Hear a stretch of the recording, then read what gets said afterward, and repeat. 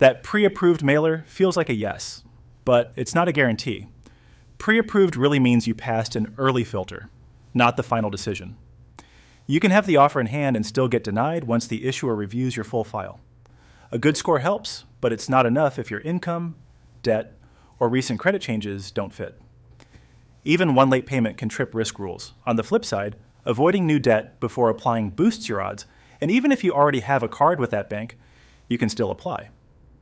Pre-approval usually comes from pre-screening, where issuers use credit bureau data to build a list of likely matches. That check is typically a soft pull, so it won't drop your score, but it's still just rule-based filtering. Think meets the basics, not approved.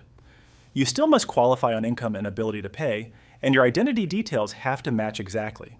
And if you hate these offers, you can opt out of pre-screened lists through the bureaus. Once you actually apply, the issuer switches from a quick pre-screen to a full review. They may pull your full credit report, verify your identity, and ask you to confirm income, housing, payment, and employment. They'll also look for changes since the offer, new balances, new accounts, or recent late payment flags can flip a likely into a denial. And those mailer terms can expire, so don't sit on it for months and expect the same outcome. Even if you're approved from a pre-approved offer, the details aren't locked in the way people assume. APR is usually a range, and your final rate depends on what your credit looks like at decision time.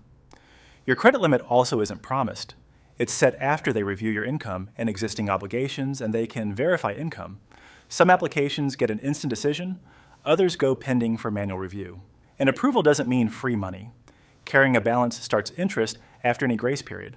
If you want the lowest risk path, try to pre-qualify before you apply, because many pre-qualification tools use soft pulls. Avoid stacking hard pulls by applying for several cards back to back, especially if your profile is borderline. Set autopay for at least the minimum to prevent late fees and credit damage. Learn your statement closing date, because balances reported then can affect your score. If you're denied, read the adverse action notice. Your exact reason tells you what to fix next. A pre-approved offer can still turn into a denial once the full report, identity, and income get reviewed. If you want to see which cards actually fit your spending and credit range, CreditCardAgent gives you a personalized match score and shows the estimated annual dollar impact compared to your current card, free, about 3 minutes, and the links in the description.